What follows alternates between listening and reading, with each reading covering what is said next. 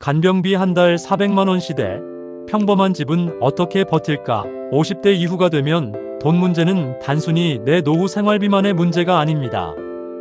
국민연금, 기초연금, 건강보험료, 병원비, 간병비, 부모님 부양, 자녀 지원, 상속 문제까지 한꺼번에 연결됩니다. 그 중에서도 요즘 평범한 가정을 가장 무섭게 흔드는 돈 문제가 있습니다. 바로 간병비입니다. 예전에는 부모님이 아프시면 가족 중 누군가가 병원에 가서 며칠 돌보고 형제들이 번갈아 병실을 지켰습니다. 그러나 지금은 상황이 달라졌습니다.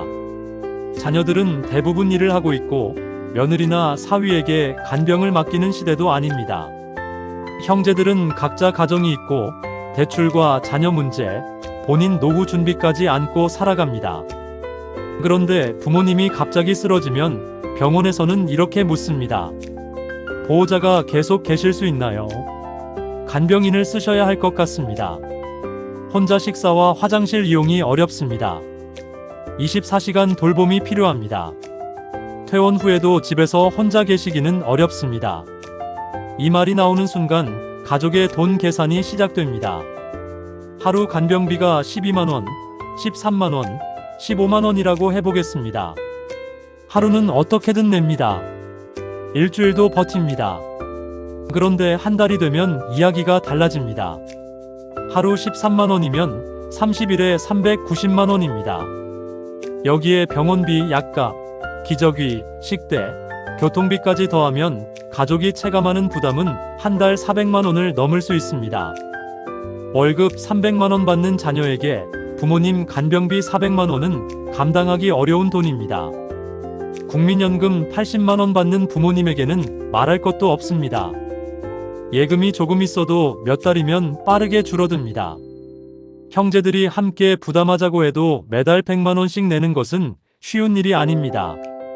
오늘은 간병비 한 달 400만원 시대, 평범한 집은 어떻게 버틸 수 있는지 이야기해 보겠습니다.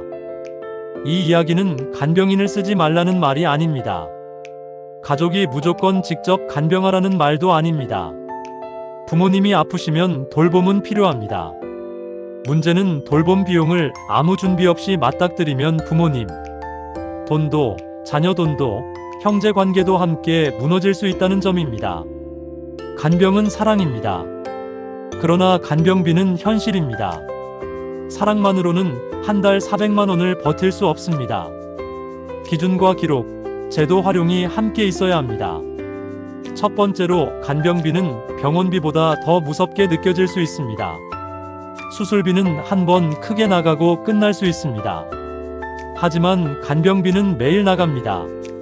하루 12만원, 하루 13만원이라고 하면 며칠은 낼 수 있겠지라고 생각합니다. 하지만 한 달이 되면 360만원, 390만원이 됩니다. 또 끝나는 날짜가 보이지 않습니다. 치매, 뇌졸중, 파킨슨병, 고관절 골절, 중증 암, 장기 입원은 회복 기간이 길 수 있습니다. 부모님 상태가 좋아질 때까지 간병비는 계속 나갑니다. 그리고 건강보험으로 다 해결되지 않습니다. 치료비 일부는 건강보험 적용을 받을 수 있지만 사적으로 고용한 간병인 비용은 가족이 직접 부담해야 하는 경우가 많습니다. 여기에 기저귀, 물티슈, 영양식, 보호자 식비, 교통비, 주차비, 병원, 소모품, 퇴원 후 침대와 안전손잡이 설치 비용까지 붙습니다. 그래서 가족은 병원비보다 간병비가 더 무섭다. 부모님이 오래 아프시면 우리 집이 먼저 무너지겠다. 한 달 400만원이면 누가 버티나? 이렇게 느끼게 됩니다. 간병비는 갑자기 터지는 폭탄이 아니라 매일 떨어지는 물방울처럼 가족 돈을 갉아먹습니다. 그래서 더 무섭습니다. 두 번째로, 평범한 집이 간병비 앞에서 무너지는 이유는 여유자금이 많지 않기 때문입니다. 50대와 60대 자녀는 자기 노후도 준비해야 합니다. 대출이 남아있을 수 있고 자녀 결혼이나 전세 지원이 남아있을 수 있습니다. 본인도 병원비와 노후 생활비를 준비해야 합니다. 그런데 부모님이 쓰러지면 갑자기 매달 수백만 원이 필요해집니다. 부모님 연금이 70만 원인데 간병비가 390만 원이면 이미 320만 원이 부족합니다.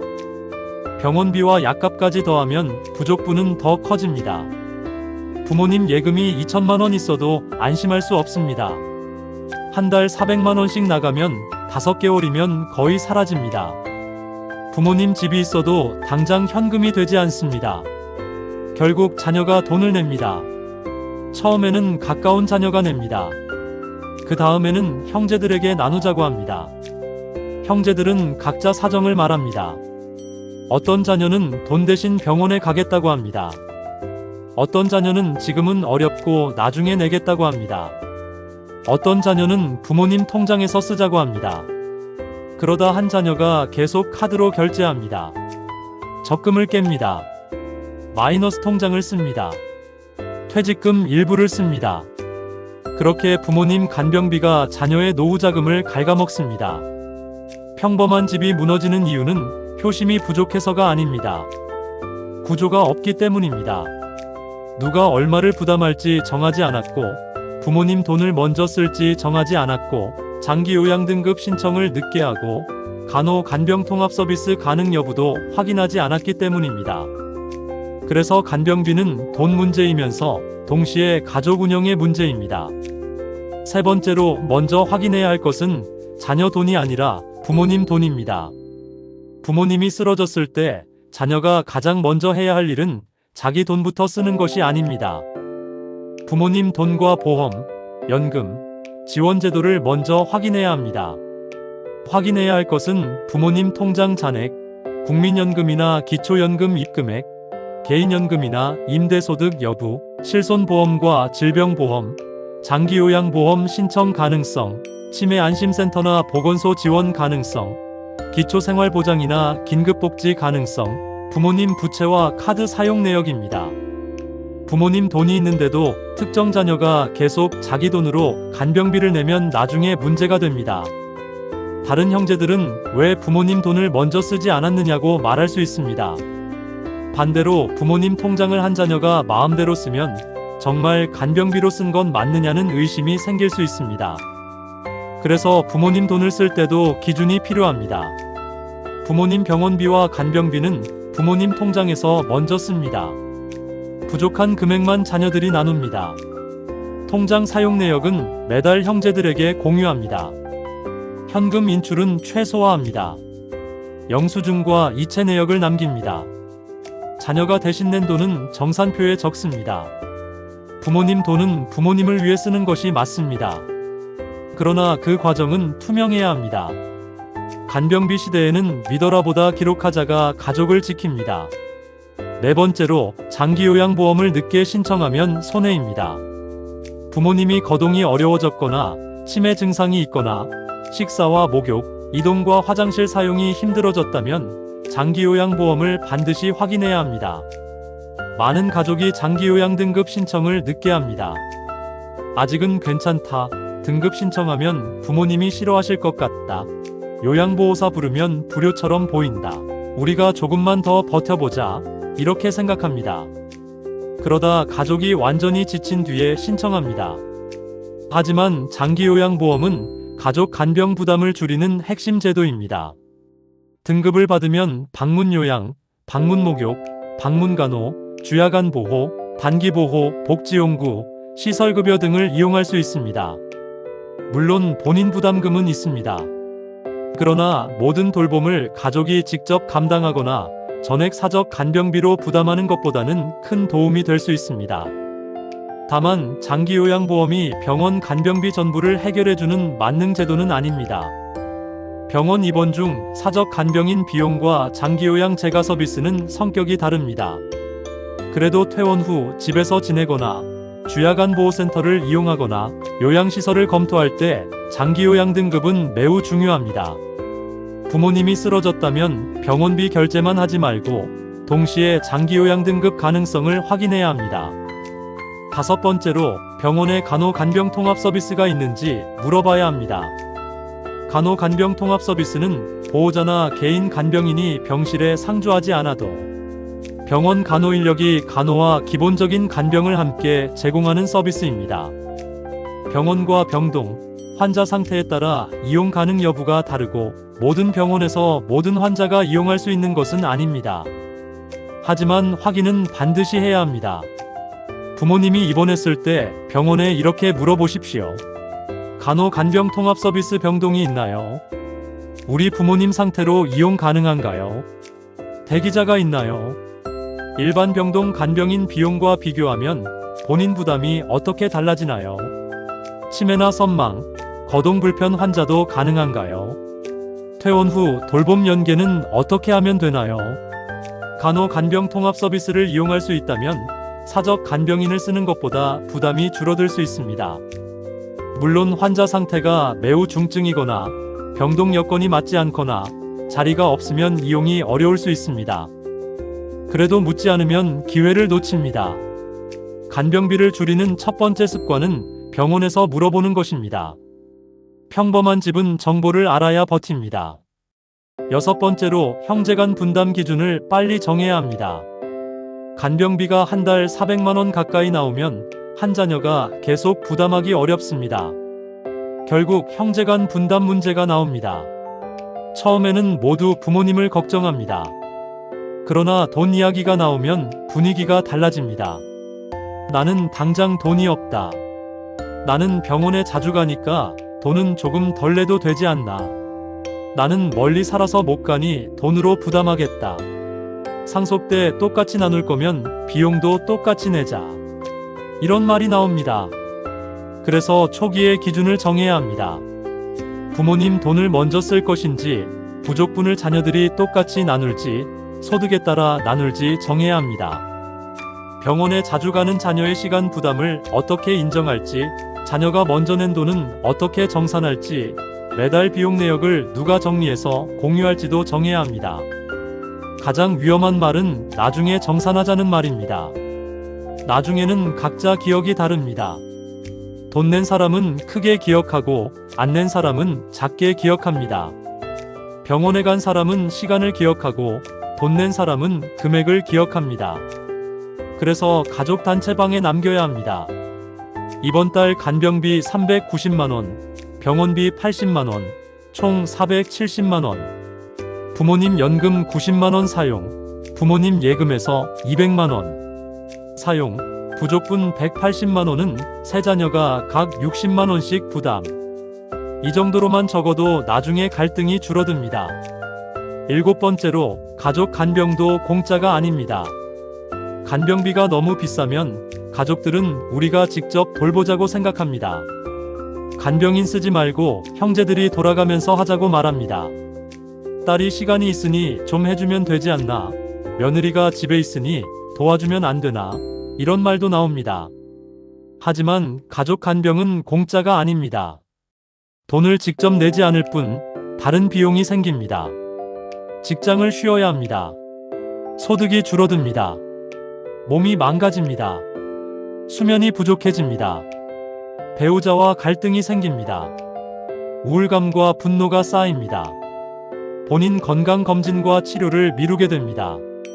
특히 50대와 60대 자녀가 부모님을 간병하면 본인의 노후가 흔들립니다. 부모님 간병으로 직장을 줄이거나 그만두면 장기적으로 더 큰 손해가 생깁니다. 가족 간병을 하더라도 기준이 필요합니다. 누가 며칠씩 할 것인지, 일하는 자녀와 쉬는 자녀의 부담을 어떻게 조정할 것인지, 가족 간병을 맡은 사람에게 다른 형제들이 비용을 보전할 것인지, 전문 간병과 가족 간병을 어떻게 섞을 것인지 정해야 합니다. 간병은 노동입니다. 가족이 해도 노동입니다. 그 노동을 인정해야 오래 버틸 수 있습니다. 여덟 번째로 요양병원과 요양원, 방문 요양을 구분해야 합니다. 간병비가 감당되지 않으면 가족은 다음 선택지를 고민합니다. 요양병원, 요양원, 방문요양, 주야간보호센터, 단기보호, 간호간병 통합서비스 병동입니다. 요양병원은 의료기관입니다. 의사와 간호사가 있고 치료와 관리가 필요한 환자가 입원합니다. 하지만 간병비는 별도 부담이 되는 경우가 많습니다. 요양원은 장기요양시설입니다. 장기요양 등급이 중요하고 일상생활 돌봄 중심입니다. 의료적 치료보다는 생활 돌봄에 가까운 성격입니다. 방문 요양은 요양보호사가 집으로 와서 어르신의 일상생활을 돕는 서비스입니다. 주야간보호센터는 낮 동안 센터에서 돌봄을 받는 방식입니다. 어떤 선택이 맞는지는 부모님의 상태에 따라 다릅니다. 의료 처치가 계속 필요한지, 치매 증상이 있는지, 혼자 식사와 화장실 이용이 가능한지, 가족이 밤에 돌볼 수 있는지, 집 구조가 안전한지, 장기 요양 등급이 있는지, 가족이 감당할 수 있는 비용은 얼마인지 봐야 합니다. 이 질문 없이 요양원은 불효다, 요양병원이 제일 낫다, 무조건 집에서 모셔야 한다고 말하면 갈등만 커집니다. 평범한 집은 감정이 아니라 지속 가능성으로 결정해야 합니다. 한 달은 버틸 수 있어도 1년을 버틸 수 없다면 구조를 바꿔야 합니다. 9번째로 간병비를 버티는 돈 관리 순서가 필요합니다. 먼저 부모님 소득을 확인합니다. 국민연금, 기초연금, 개인연금, 임대소득, 예금, 이자 등을 봅니다. 다음으로 부모님 자산을 확인합니다. 예금, 보험, 주택, 전세보증금, 부채를 봅니다. 그 다음 보험 청구 가능성을 확인합니다. 실손보험, 입원 일당, 진단비, 간병인 지원 특약 등이 있는지 확인해야 합니다. 그리고 병원의 간호-간병-통합 서비스 가능 여부를 묻고 장기요양 등급 신청 가능성을 확인하고 주민센터와 보건소의 지원 제도를 문의해야 합니다. 그 다음 가족회의로 월 부담 한도를 정합니다. 자녀별 부담 방식도 정해야 합니다. 돈, 시간, 병원 동행, 서류 처리, 통장 관리 등 역할을 나눕니다. 그리고 모든 지출은 기록합니다. 3개월 이상 장기화될 경우 돌봄 방식을 다시 검토합니다. 이 순서가 없으면 매달 결제만 하다가 가족 돈이 무너집니다. 간병비는 버티는 돈이 아니라 관리해야 하는 돈입니다. 10번째로 한 자녀가 혼자 부담하면 반드시 기록해야 합니다. 현실에서는 형제들이 나누자고 해도 한 자녀가 먼저 내는 경우가 많습니다. 가까이 살거나 경제력이 조금 낮거나 부모님 통장을 관리하거나 병원과 연락을 맡은 자녀가 먼저 결제합니다. 이때 반드시 기록해야 합니다.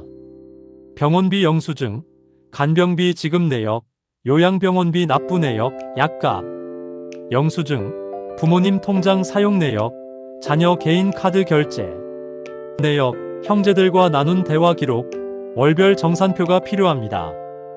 기록이 없으면 나중에 돌려받기 어렵습니다. 상속 때 내가 냈다고 말해도 다른 형제들이 인정하지 않을 수 있습니다. 그 돈이 정말 간병비였나? 왜 우리에게 말하지 않았나? 부모님이 갚겠다고 했나? 자식으로서 한 일 아니냐? 상속은 법대로 나누자. 이런 말이 나올 수 있습니다. 그래서 매달 정리해야 합니다. 2026년 6월 간병비 390만원, 장남 카드 결제, 부모님 예금 부족으로 대신 부담, 형제 단체방 공유, 상속 또는 부모님 예금 정리 시 우선 정산하기로 논의 필요. 이렇게라도 남겨야 합니다. 가족끼리 기록하는 것이 차갑게 느껴질 수 있습니다. 그러나 기록은 싸우기 위해 남기는 것이 아닙니다. 나중에 싸우지 않기 위해 남기는 것입니다. 간병비 때문에 절대 하면 안 되는 선택도 있습니다. 고금리 대출로 계속 버티는 것은 위험합니다. 간병비를 신용대출, 카드론, 현금 서비스로 계속 막으면 자녀의 노후가 먼저 무너질 수 있습니다. 퇴직금을 무계획하게 쓰는 것도 위험합니다. 퇴직금은 자녀의 노후 마지막 방어선입니다. 가족 전체 분담과 정산 기준 없이 한 사람이 모두 쓰면 위험합니다. 부모님 통장을 불투명하게 사용하는 것도 피해야 합니다. 아무리 부모님을 위해 썼어도 기록이 없으면 나중에 의심받을 수 있습니다. 형제들과 상의 없이 비싼 시설이나 간병인을 결정하는 것도 갈등을 부를 수 있습니다. 비용을 함께 부담할 사람들이 동의하지 않으면 문제가 됩니다. 가족 간병을 특정 사람에게 당연하게 맡기는 것도 위험합니다. 딸이라서, 며느리라서, 가까이 살아서 당연히 해야 한다는 생각은 가족관계를 망가뜨립니다. 간병비 시대에는 착한 사람 한 명의 희생으로 가족이 버틸 수 없습니다. 구조를 만들어야 합니다. 마지막으로 평범한 집이 버티는 전략을 정리해 보겠습니다. 먼저 빨리 인정해야 합니다. 곧 괜찮아지겠지만 반복하면 준비가 늦어집니다. 부모님의 상태가 장기화될 가능성이 있다면 바로 비용 계획을 세워야 합니다. 부모님 돈을 먼저 투명하게 사용해야 합니다. 부모님 병원비와 간병비는 부모님 재산에서 우선 지출하되 형제들에게 투명하게 공유해야 합니다. 자녀 부담은 기준을 정해야 합니다. 똑같이 나눌지, 소득에 따라 나눌지, 시간 돌봄을 비용으로 인정할지 정해야 합니다. 제도를 확인해야 합니다. 간호간병통합서비스, 장기요양보험, 본인 부담 상한제, 산정특례, 치매안심센터, 보건소, 주민센터 지원을 확인해야 합니다. 3개월 단위로 다시 결정해야 합니다. 간병은 상황이 바뀝니다. 처음 결정한 방식이 계속 맞는 것은 아닙니다. 부모님 상태, 가족 체력, 비용 부담을 3개월마다 다시 봐야 합니다. 돌보는 사람을 보호해야 합니다. 부모님도 중요하지만 간병하는 자녀도 무너지면 안 됩니다. 병원에 가는 사람, 돈을 내는 사람, 통장을 관리하는 사람의 부담을 형제들이 인정해야 합니다. 상속과 연결해 정리해야 합니다. 자녀가 대신 낸 병원비와 간병비는 상속 때 다툼이 될 수 있습니다. 정산 기준을 미리 남겨야 합니다. 간병비 한 달 400만원 시대, 평범한 집은 어떻게 버틸까요? 정답은 하나가 아닙니다. 하지만 분명한 원칙은 있습니다. 부모님 돈부터 확인해야 합니다. 보험과 연금, 예금을 정리해야 합니다. 간호간병통합서비스 가능 여부를 물어봐야 합니다. 장기요양 등급을 빨리 신청해야 합니다. 형제들과 부담 기준을 정해야 합니다. 한 자녀에게 모든 돈과 시간을 몰아주면 안 됩니다. 가족 간병도 노동으로 인정해야 합니다. 요양병원, 요양원, 방문 요양의 차이를 알아야 합니다.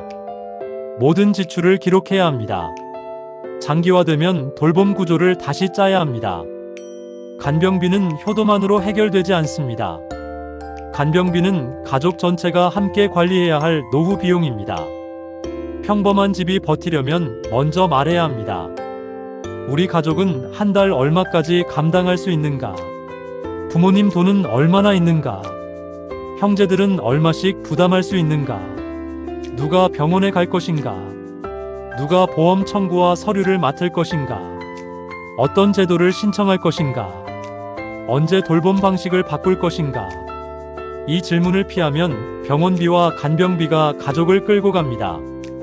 이 질문을 시작하면 가족이 돈을 관리할 수 있습니다.